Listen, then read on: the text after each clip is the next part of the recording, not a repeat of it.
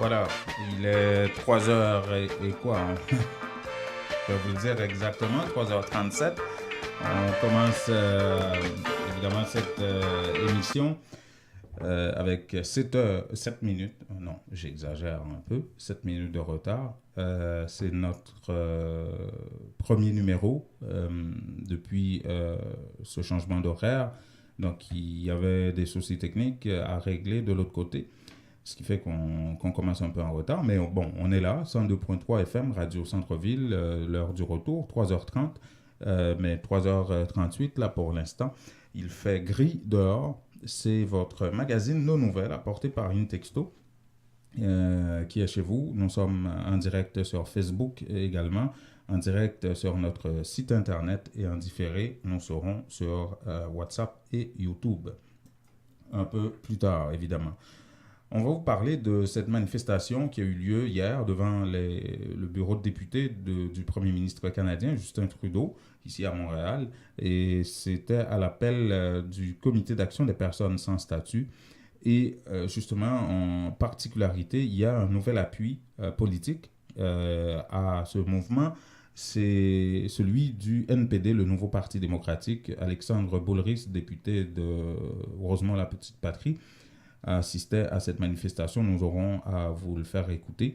Et vous aurez écouté aussi une militante du CAP, Jenny Laure Sully, à propos de cette manifestation. En Haïti, on vous parlera de quoi du chef de la police, Michel Gédéon, qui dénonce à son tour des secteurs qui alimenteraient les chefs de gang en Haïti. On parlera des avocats qui ont bloqué de nouveau ce matin le palais de justice de Port-au-Prince. Ils réclament la tête du commissaire du gouvernement, Ockman Clamé Daméus. Et puis, on va vous parler également des médias et du Conatel qui sont à couteau tiré sur une circulaire que le Conatel vient d'émettre à propos du fonctionnement des médias en Haïti. On va vous parler de ça. Et entre les deux, on aura François Jean-Denis qui nous apportera toutes les infos sur l'immigration, évidemment. Bougez pas.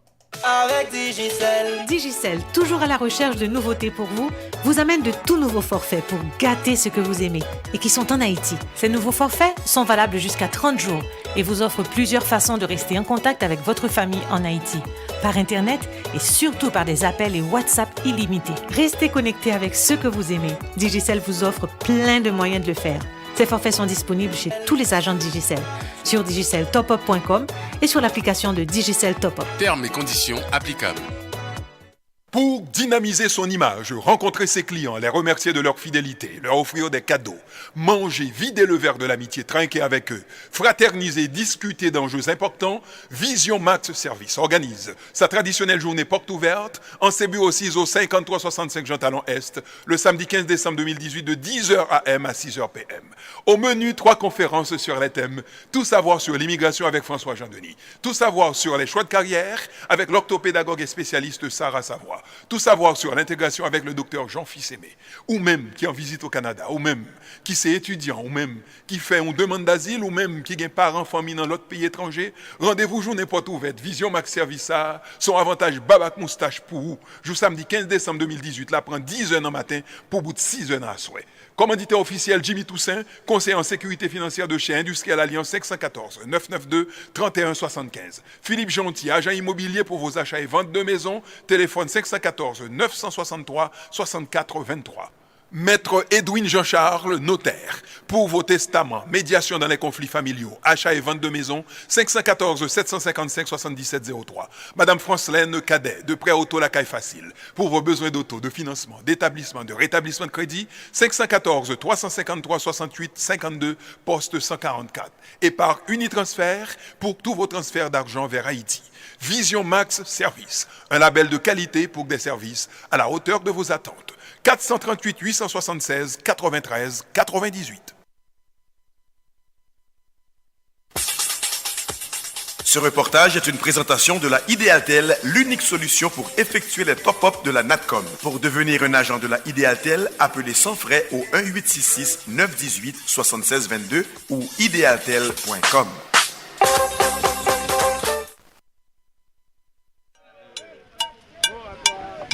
Moratoire maintenant. Moratoire maintenant. Moratoire maintenant.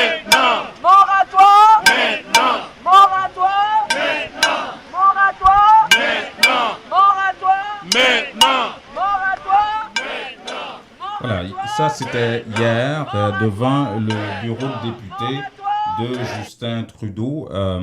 Ça se trouve au coin de Christophe Colomb et Crémazie à Montréal, où, à l'appel du Comité d'action des personnes sans statut, plusieurs centaines de personnes ont manifesté, ont appelé à l'établissement de moratoire sur les déportations vers Haïti. Et bon, pour vous rappeler, vous mettre en contexte un peu pourquoi ils demandent ça. Actuellement, il y a un moratoire qui ne dit pas son nom, puisque depuis 2 semaines, les Haïtiens qui devaient être déportés ont reçu des appels la veille, de dernière minute en tout cas, pour leur demander de ne pas se présenter à l'aéroport, ce qui occasionne de grands dérangements pour ces gens-là en passant. Mais bon, le gouvernement refuse de dire qu'il y a un moratoire indéterminé ou sur 1 an ou quelque chose comme ça, et dit suivre la situation de près. Et ce groupe-là réclame justement un moratoire à long terme. Ils reçoivent des appuis politiques, on aura à vous parler de ça tantôt, avec la participation à cette manifestation du député de Rosemont-la-Petite-Patrie, député du NPD, du Nouveau Parti démocratique, Alexandre Boulris. Mais en attendant, nous allons vous faire écouter Jenny Laure Sully, qui est une militante du CAPS, du Comité d'action des personnes sans statut, qui se dit satisfaite de la réponse, malgré le froid, la pluie. C'était vraiment une journée très, très, très, très difficile sur le plan climatique. Et les gens ont amené des parapluies, se sont drapés de manteaux, de foulards et de toutes sortes. Ils ont pris toute la mesure nécessaire pour participer à cette manifestation. Il y avait même des gens sur l'autoroute 40 en direction Est qui klaxonnaient en signe d'appui à ce mouvement de réclamation d'un moratoire sur Haïti. Écoutons Jenny Laure Sully. Oui, je suis satisfaite. On a cette fois-ci mobilisé par plusieurs moyens. Donc il y avait Facebook, il y avait WhatsApp, il y avait les médias, il y avait vraiment le bouche à oreille, beaucoup d'appels téléphoniques. C'est une bonne mobilisation, surtout compte tenu du temps pluvieux et froid. Ouais. Mais actuellement, il y a une espèce de moratoire qui ne dit pas son nom. Ça ne vous satisfait pas? Non, parce que ce qu'il y a en ce moment, c'est une suspension temporaire et c'est une décision administrative qui peut être changée à tout moment. Donc, ce n'est pas une décision politique. Le moratoire, ça... Les chauffeurs vous appuient. Oui, on nous appuie, c'est bien. La population est avec nous. Les gens comprennent que la situation est dangereuse et que ça ne va pas se régler rapidement. Donc, un moratoire, c'est une solution à plus long terme. Okay. Donc, un moratoire indéterminé ou sur une période de temps, selon vous? Moi, je crois qu'il faudrait que ça soit indéterminé. On ne veut pas mettre une période de temps en ce moment, mais on veut que ça soit quand même à long terme et que ça soit une décision politique du Canada conformément à ses obligations internationales. Le Canada ne peut pas renvoyer des gens qui craignaient pour leur vie à un danger plus grand que ce qu'ils fuyaient au départ, selon les conventions internationales. Voilà, Jenny Laure Sully, militante du Comité d'action des personnes sans statut, CAPS, qui justement avait appelé à cette manifestation, qui a donné plutôt de bons résultats en termes de foule hier, compte tenu des circonstances pluvieuses, un temps pluvieux et froid, un froid de canard. Il faisait ça, mais même s'il y avait la pluie, un peu, il y avait beaucoup d'humidité aussi là-dedans.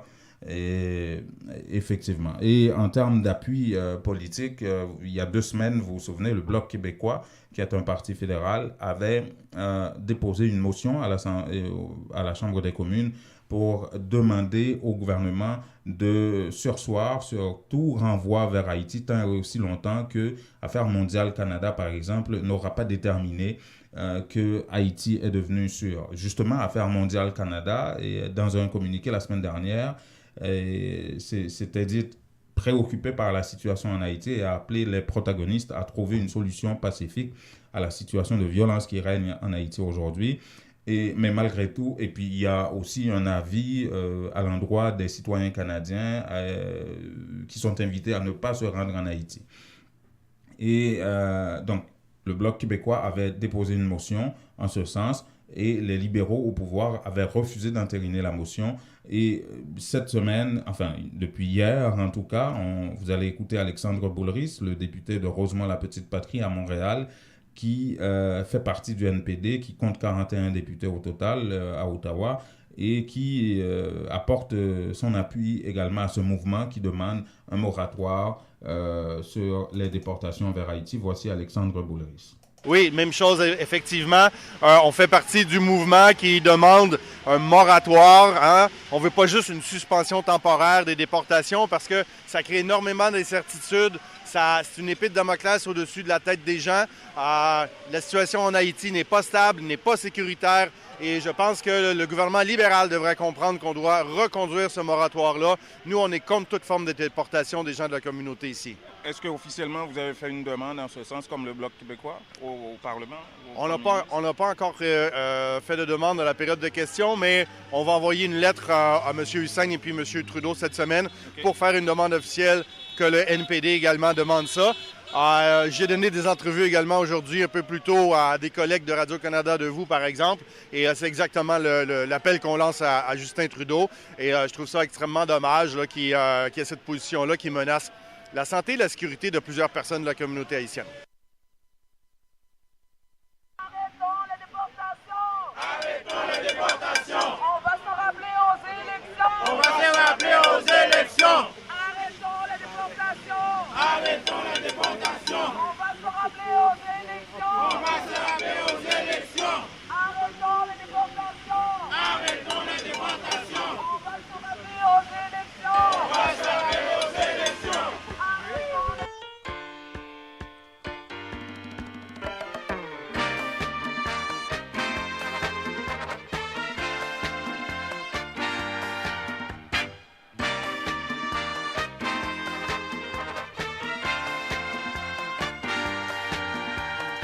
Voilà, François.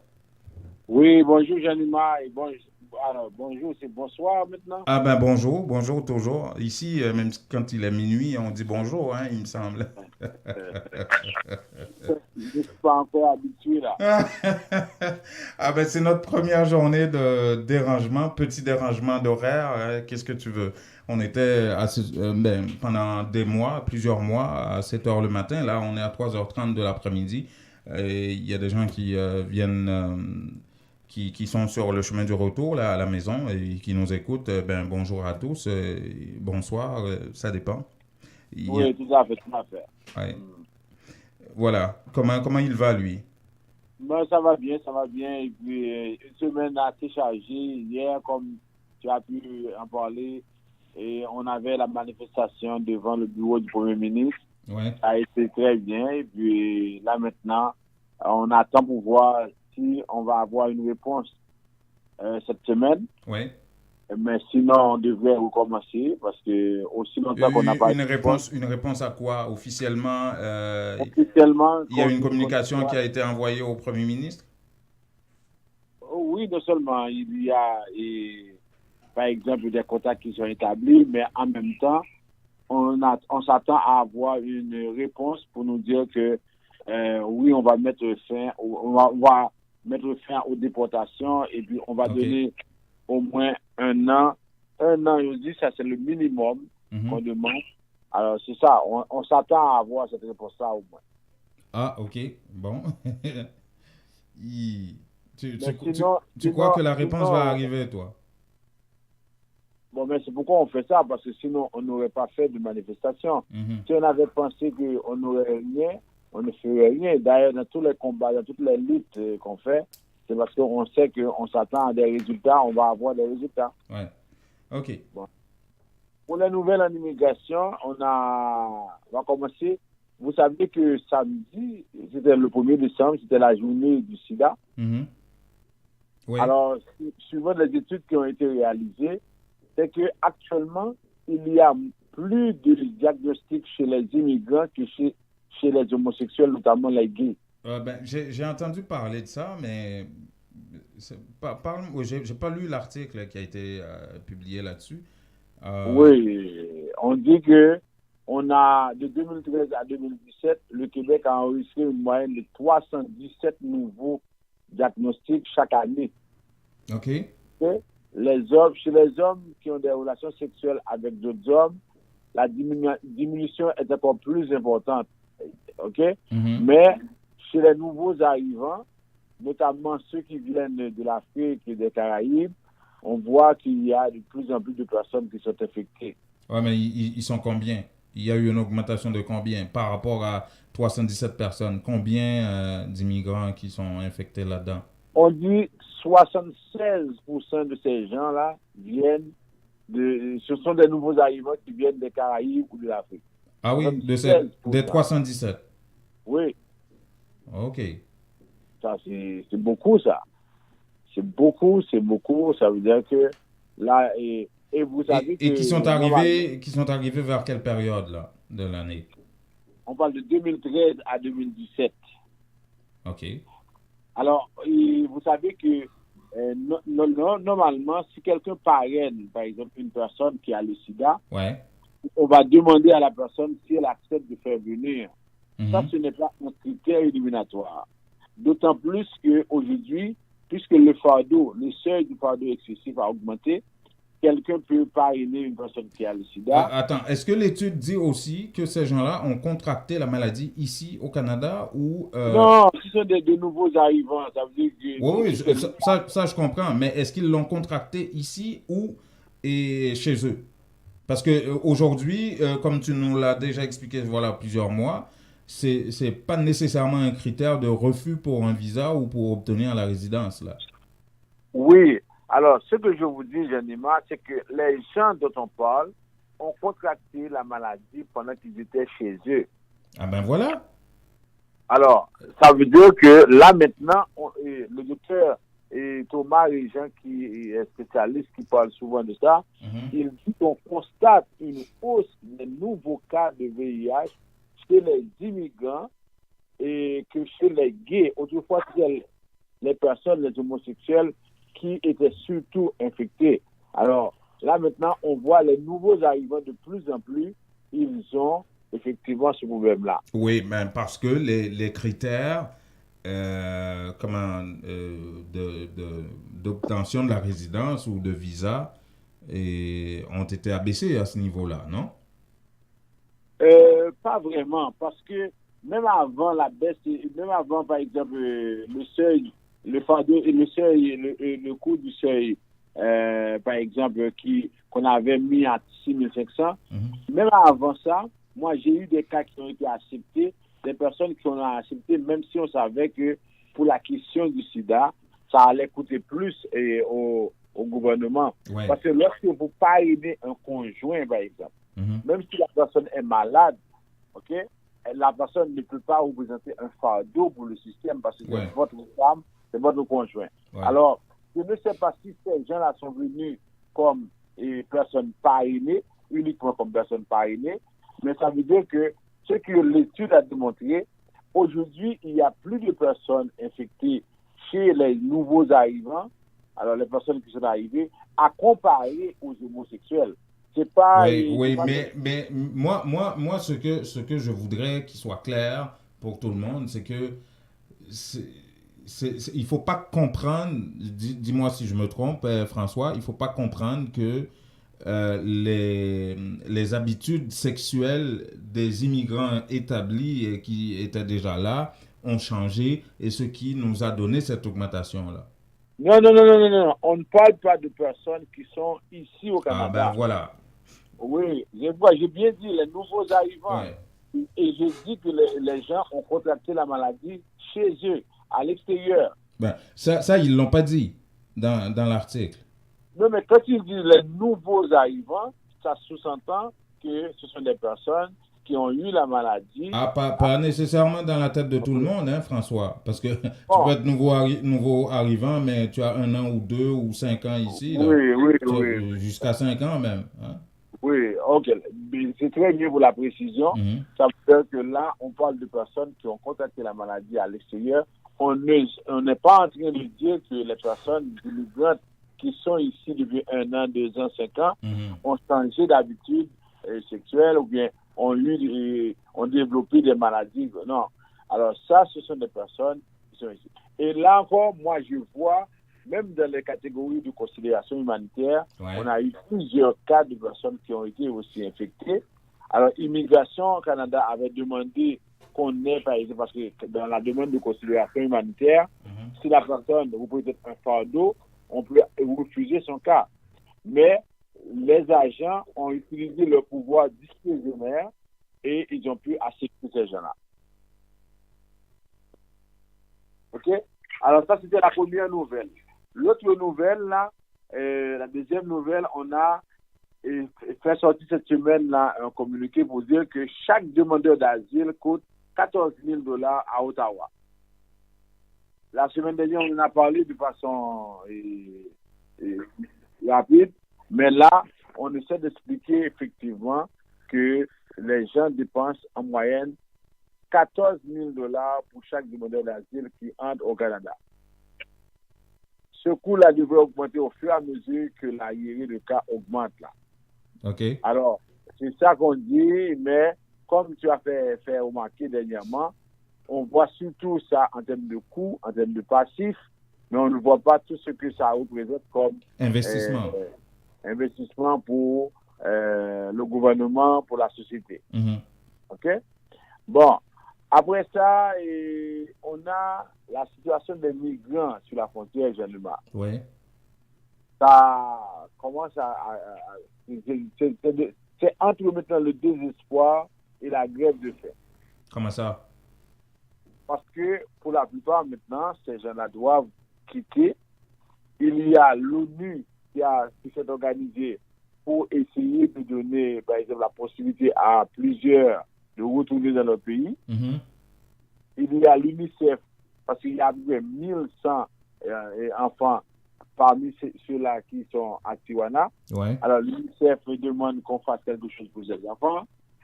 Mais maintenant... Je crois qu'on a perdu la trace de plusieurs milliers d'entre eux aussi, là. Oui. Alors là, on se retrouve avec presque 6700 personnes. Il y en a qui essaient de trouver du travail. Alors, on a vraiment 6700 personnes à ce niveau-là. La situation est un peu très, très difficile, très, très compliquée. Et c'est pourquoi maintenant, le gouvernement demande, parce qu'il y a un nouveau président qui est monté samedi au Mexique. Ouais. Samedi, et le chef de la diplomatie américaine l'a rencontré pour discuter. Mais là, maintenant, on essaie de voir comment on peut faire retourner ces gens-là parce qu'ils ont perdu tout espoir. Ils savent qu'ils ne pourront plus entrer aux États-Unis. Voilà. Bon. Eh ben, et là là. Bon, est-ce que tu as d'autres informations pour nous? On avait perdu 7 minutes au début. Ça fait mal, ça. Exactement. On va parler de toutes nouvelles demain. On va surtout parler des Français qui font la file pour venir au Québec. Ah là on va là. parler de ça demain. OK, on parlera de ça demain. Merci beaucoup, François. Merci. À demain. la prochaine. Voulez-vous devenir propriétaire? La mise de fonds nécessaire vous manque? Barcelona Capital finance la mise de fonds dont vous avez besoin pour l'achat d'une propriété. Appelez-les dès maintenant. 514-861-1888. 514-861-1888. Cessez de payer l'hypothèque d'un autre et devenez propriétaire. Aucune vérification de crédit avec Barcelona Capital.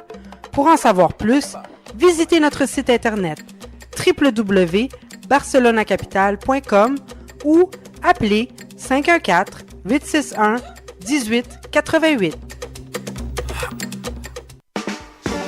Christin Automobile, spécialiste de Chevrolet Buick GMC depuis 60 ans, situé à Pointe-aux-Trembles, au 12011 Sherbrooke-Est, vous offre 0% d'intérêt sur les modèles de 2018 jusqu'au 31 août. De petits modèles de camions, neuves d'occasion de toutes les autres marques. Appelez Event Suivant directement au 438-501-6889 ou au bureau 514-640-1050. Avec Event Suivant chez Christin Automobile, c'est satisfaction garantie. Appelez-le 514-640-1050 pour bénéficier de 0% d'intérêt sur tous les modèles de 2018. Certaines conditions s'appliquent. Vous avez besoin d'avancer dans votre carrière, mais il vous manque votre secondaire 5? En 5 ou 10 semaines seulement, vous pourriez l'avoir avec le centre Jean-Paul Lemay. C'est sérieux? C'est tout bon, oui? Ce n'est pas une blague. Un seul numéro, 514-326-6868. Appelez Pour vous inscrire afin d'obtenir votre attestation d'équivalence de 5e secondaire en 5 ou 10 semaines seulement, un seul numéro, 514-326-6868 ou visitez-les au 3735 de la rue Moncelet, coin Rome, à Montréal-Nord. Oh, l'amitié, ça qui passe, à pas m'barrer, sort gain au pressé comme ça. Mon cher la banque, moi saute là. Moi, t'es pas changé encore pour me faire entendre pour maman. Toi, pas bon pour moi. Bon, me garder ça, ma jeune dans le bureau d'échange. Après, tu iras où pour le transfert? À la Unitransfert, mon cher. Pourquoi tu te casses la tête comme ça? Courir monter, courir descendre, bouler gaz, économie, bout de chandelle, perdre du temps. Va à Unitransfert et fais d'une pierre deux coups. Tu y trouveras le meilleur taux tous les jours. Ne l'oubliez pas. Unitransfert vous propose le meilleur taux pour vos transferts. Et puis, pied bœuf pour pied bœuf, Piton prend le caille pratique. Unitransfert, info 514 852 86 48. Les meilleurs produits pour la beauté de la peau se trouvent à Essence de Beauté. Aux quatre coins du monde, les produits Essence de Beauté vous rendront inévitablement splendide. Pour les acnés, peau sensible, peau sèche, peau grasse, Essence de Beauté. Avec les produits nettoyants, hydratants, revitalisants de Essence de Beauté, une visite s'impose aujourd'hui même au Petit Royaume de la Beauté, 7234 rue Saint-Hubert, au coin de Jean Talon à Montréal, ou encore composez le 514 273 56 66, New York, au 182 17 Jamaica Avenue, 718 454 1436. Vous dormez mal la nuit? Votre matelas vous donne des maux de dos? Eh bien, la Maison du Matelas Confort Plus a le somnifère pour vous. En plus des matelas confortables, vous trouverez chez Confort Plus tous les électroménagers à des prix d'entrepôt. 3 adresses pour vous servir. 5600 Henri Bourassa Est, local 34, téléphone 514-315-4648. Au 6425 Boulevard Léger à Montréal-Nord, téléphone 514-321-5398 et au 2940 rue Remembérance à La Chine, téléphone 514-658-93. Votre confort est à la Maison du Matelas. Ou al fait affaire avec une compagnie de green gauche tête bobèche pour régler dossier immigration au Canada pour te faire économie bout de chandelle. Ou à venir plein on prend refus parce que dossier mal préparé, formulaire t'es mal rempli. Ou même qui te voulait ça m'te parlé. Tu vois, pour le même genre de dossier, T. George WhatsApp, Fanny, Madame Joe Facebook et moi-même avions tous obtenu satisfaction pour avoir fait affaire avec Vision Max Service, cabinet spécialisé en immigration. Vous qui rêvez d'immigrer, d'étudier au Canada ou tout simplement de visiter le pays, Vision Max Service. Vous comptez demander un super visa, venir investir ou vous établir en tant que travailleur qualifié. Vision Max Service, un label de qualité. Vision Max Service, c'est le travail de professionnels qui étudie, traite, suivent votre dossier. Il vous conseille, vous encadre, vous accompagne dans toutes vos démarches pour des résultats 100% excellents. 273 Lalu, coin Ruelle Vaillant, Port-au-Prince, Haïti. Téléphone 48 20 78 18, 22 09 76 82. Montréal 438 876 93 98.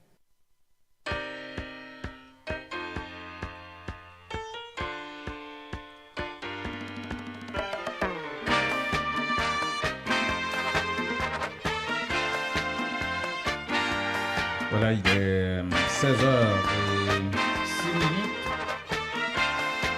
Vous écoutez le 102.3 FM Radio Centre-Ville à Montréal. C'est l'heure du magazine Nos Nouvelles, apporté par Intexto, intexto.ca, où vous pouvez écouter ce magazine également.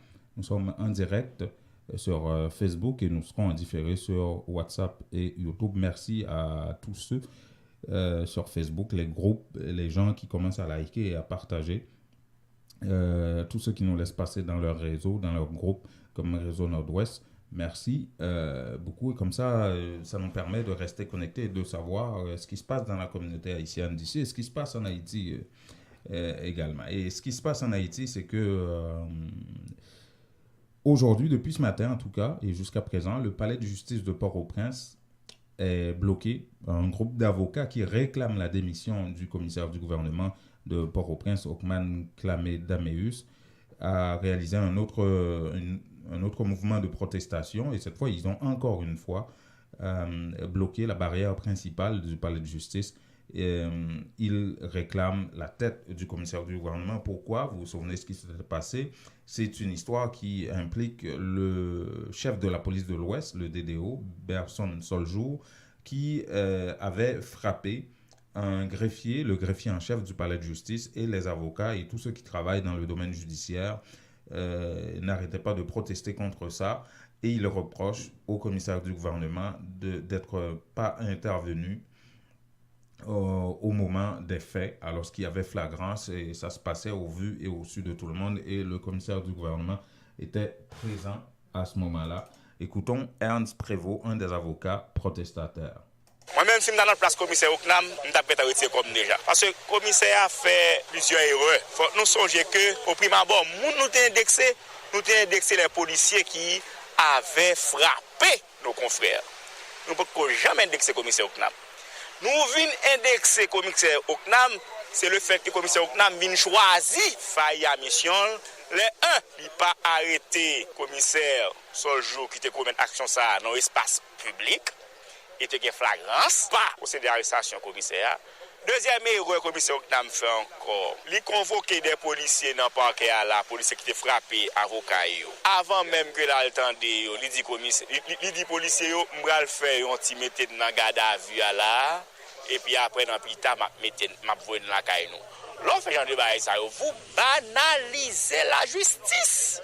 L'avocat Ernst Prévost, un des protestataires qui ont bloqué encore une fois ce matin le palais de justice de Port-au-Prince. Ça fait plus d'un mois que cette situation dure, que des justiciables n'arrivent pas à trouver service auprès des avocats qui sont en grève à cause de cette situation.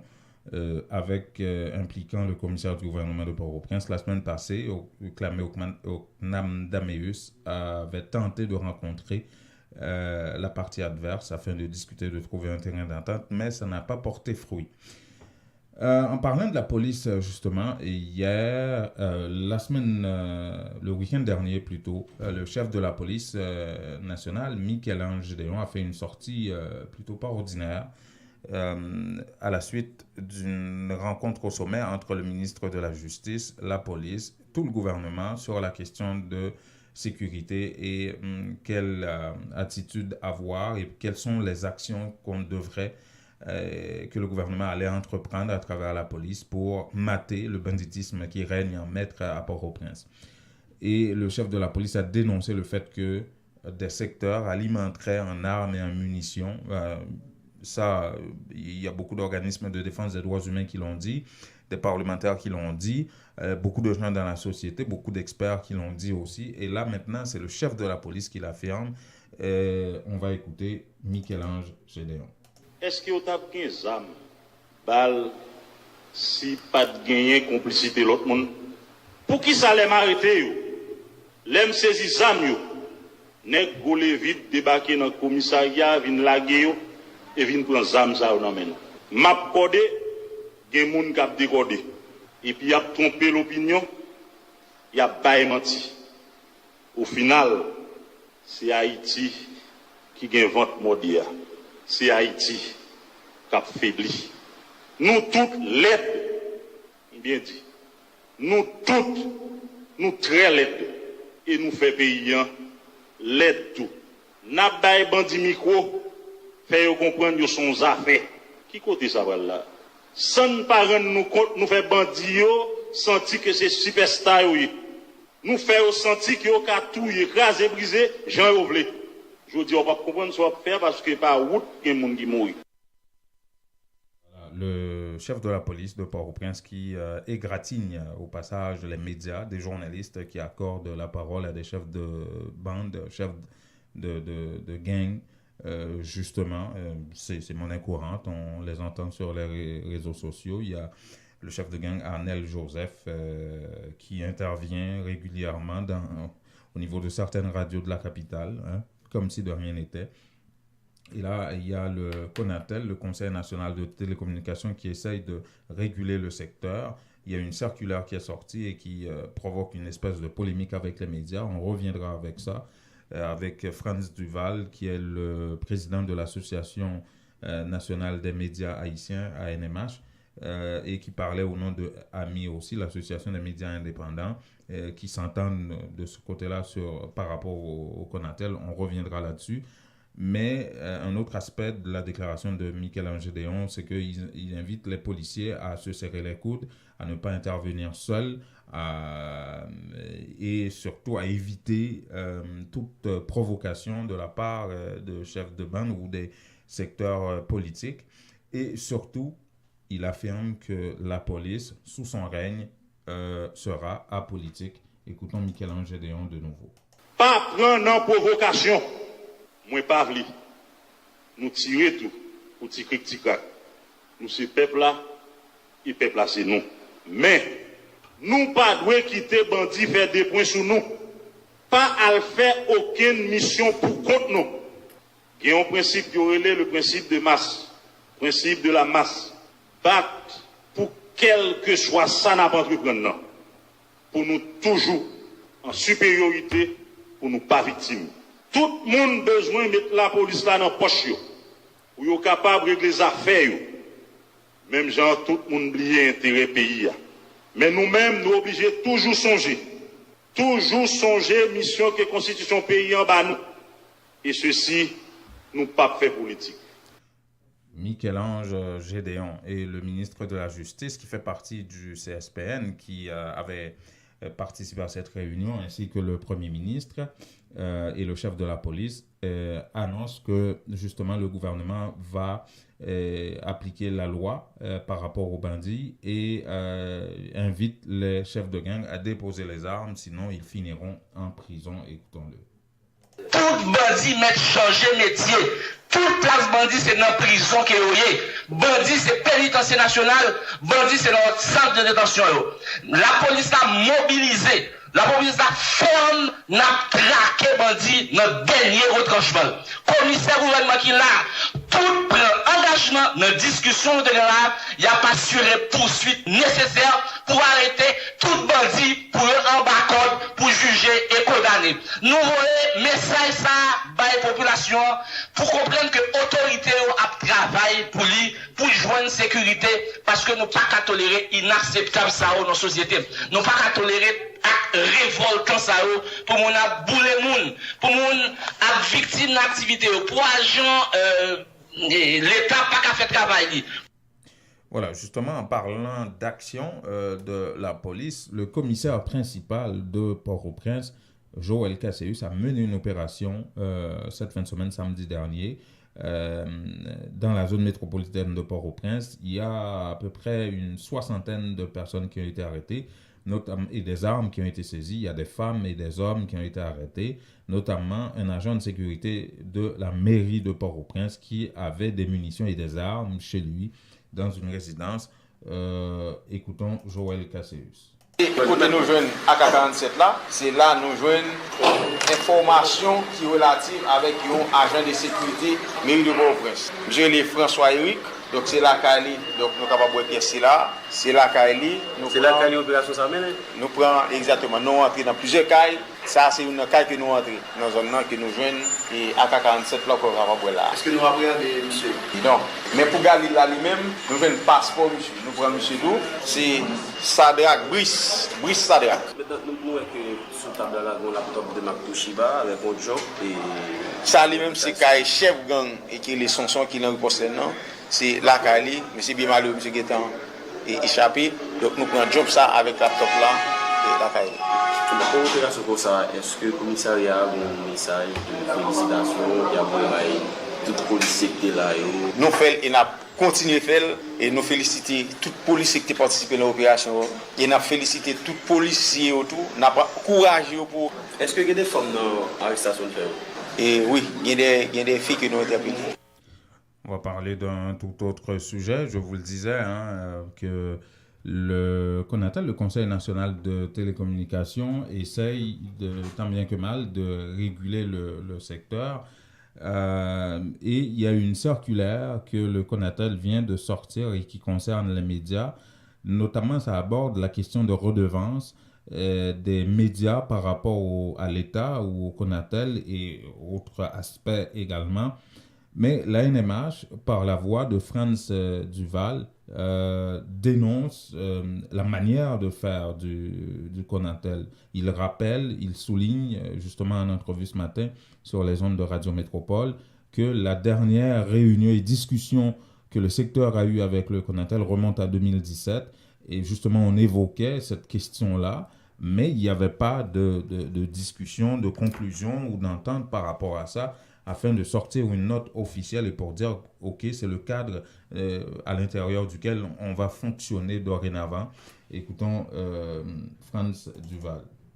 Non, les deux disposent de secrétaire général là, nous disposons de connaissance de documents, mais en même temps, tout, nous préparons non, ces directeurs qu'on appelle là, qui ont fait chantage sur radio, qui ont pris des institutions publiques, qui ont passé avec radio, parce que radio pas, brusquement, radio pas officiellement autorisé à fonctionner. Ok, et son nouvelle information, bah nous là, nous oui, ça? Mais oui, ça c'est un chantage. Ok, maintenant, qui ça, association média ou bien comme réserve sous disposition qu'on a tel yo? Barem yo toi ou, yo pas réaliste? Non, d'abord, commencer Gao. Nous avons un nouveau document. En 2017, qu'on a été présenté, nous, on barème avec une proposition comme ça. Nous avons une réserve sous montant qui est dans barème là, parce qu'on a fait des changements drastiques, ajouter des nouvelles taxes, des nouveaux champs de taxation, enfin de redevances. Bon, plutôt de redevances, parce que c'est des redevances, c'est pas ça. Mais qu'on a développé un bon nouveau champ. Nous avons moins de trop pour radio. Contrat à tout, c'est même là, c'est qu'il y a des dispositions dans le contrat que nous avons dénoncées, que nous ne dit pas possible. Depuis lors, il n'y a pas eu de discussion avec qu'on appelle sur le sujet. Nous découvrons notre là vendredi qui dit que nouveau contrat à Paris, nouveau barème Paris.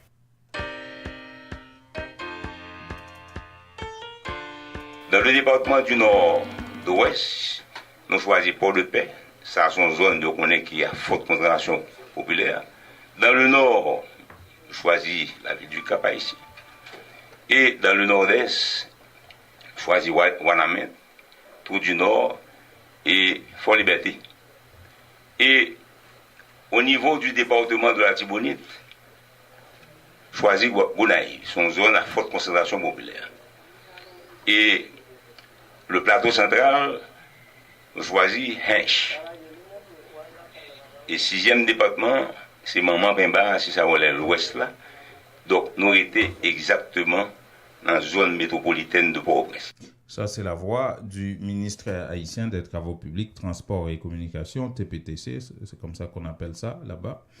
Et Fritz Caillot, dis-je bien, et qui était en conférence de presse ce matin vers 11h au ministère de la Communication et qui annonçait justement des travaux à haute intensité de main-d'œuvre et beaucoup de travaux de réfection, de construction, de drainage.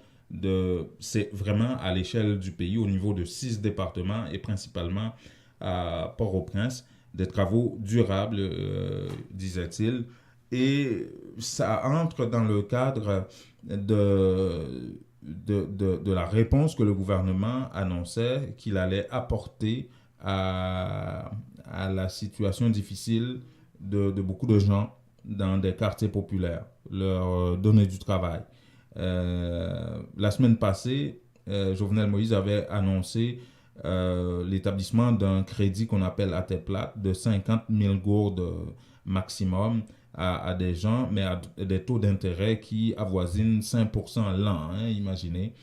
Il y a 50 millions de gourdes disponibles au sein du gouvernement pour ça. Et il y a ces travaux-là que Fritz Caillot, le ministre des Travaux publics, a annoncé aujourd'hui et qui auront des effets de mettre les gens au travail, et notamment dans la capitale Port-au-Prince. Écoutons Fritz Caillot. Et en gros, parallèlement, comme l'Ouest là, son côté extrêmement difficile, nous avons décidé, parallèlement, au moins, et initier des travaux de curage. Et curage là, pas le fait, c'est des curages manuels et mécaniques. Tout le monde qui est dans une zone métropolitaine, n'a pas qu'on côté va faire un curage mécanique pour pas faire manuel là, parce que pas qui doit faire. Alors, faut me dire, nos travaux, ça, ce sont des travaux à haute intensité de main-d'œuvre. Et travaux à haute intensité de main-d'œuvre, là, il ne faut pas prendre même un assainissement qu'a fait. Et là, c'est des travaux structurants. Côté m'a fait trottoir, m'a fait caniveau, m'a fait chaussée, et surtout m'a fait fossé maçonné. c'est des travaux durables. Même après 10-15 ans, ça ne finit fait là, on a volé la terre. C'est ça que moi-même, je projeté pour me faire dans la zone métropolitaine de Bordeaux. Fritz Caillot, qui intervenait ce matin vers 11h au ministère haïtien de la communication concernant ces travaux qui sont annoncés pour bientôt au niveau de 6 départements du pays. Ça, c'est avec la contribution de Taïwan. C'est ce qu'avait précisé le secrétaire d'État à la communication, Eddie Jackson-Alexis, de son côté. Entre-temps, depuis la semaine passée, il y a des travaux de nettoyage, non seulement des travaux de curage qui sont annoncés, mais des travaux de ramassage d'immondices, de nettoyage, de balayage, si vous voulez, des rues. Parce que, Port-au-Prince, c'était devenu vraiment une espèce de poubelle où des piles d'immondices se faisaient de plus en plus présentes sur les artères de la capitale. Et il y avait une opération comme ça qui s'est déroulée à Pétionville. Et un journaliste de Radio Métropole, Éloge Millefort, s'y était rendu. Voici ce que ça donne.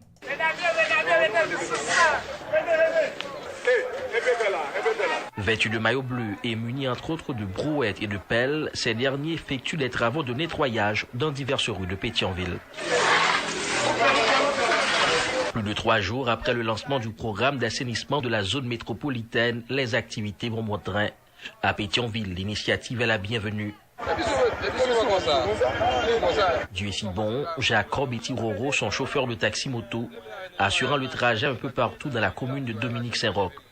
Pour eux, ce programme de nettoyage arrive à point nommé.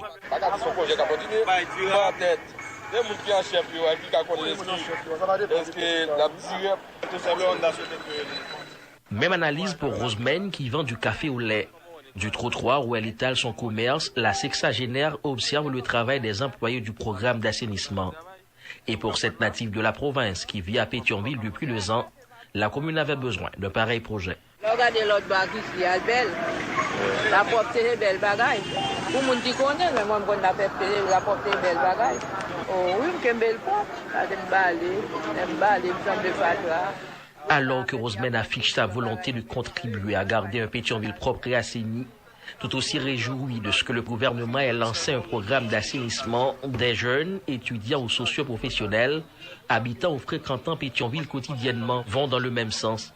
Ces derniers plaident toutefois pour que d'autres blocs de la commune soient également touchés par ce programme. Oui, c'est ça, nous frères. Bon marché télé. Pour faire nettoyage de tous côtés, parce que tout côté dans le département net, besoin de nettoyage. Cimetière, par exemple, Mon-Babé, Louis-Villa, zone ça au salon, pile.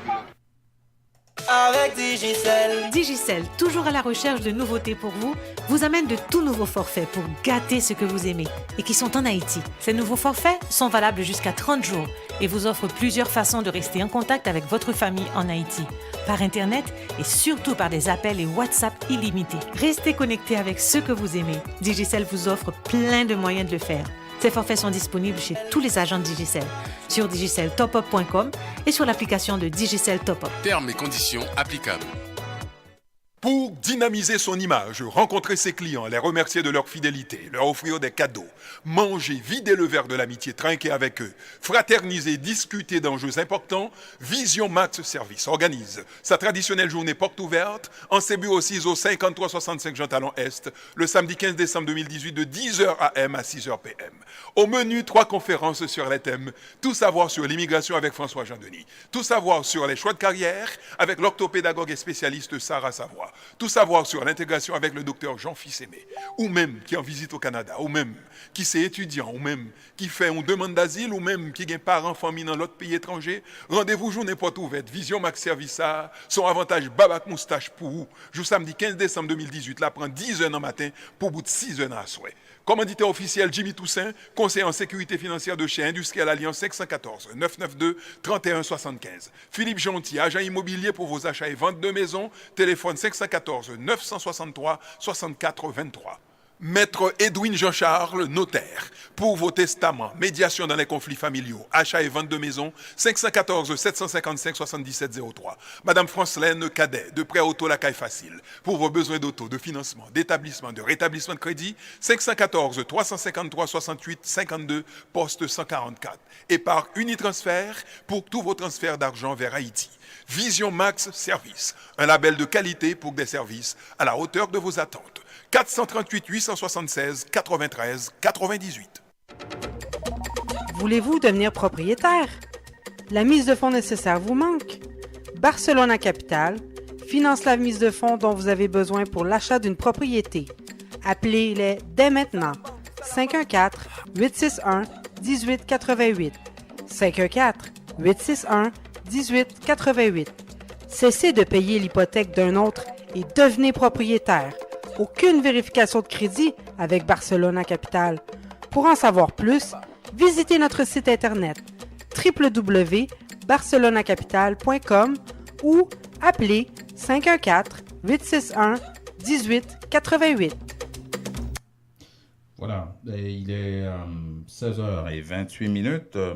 C'était le magazine Nos Nouvelles apporté par Intexto.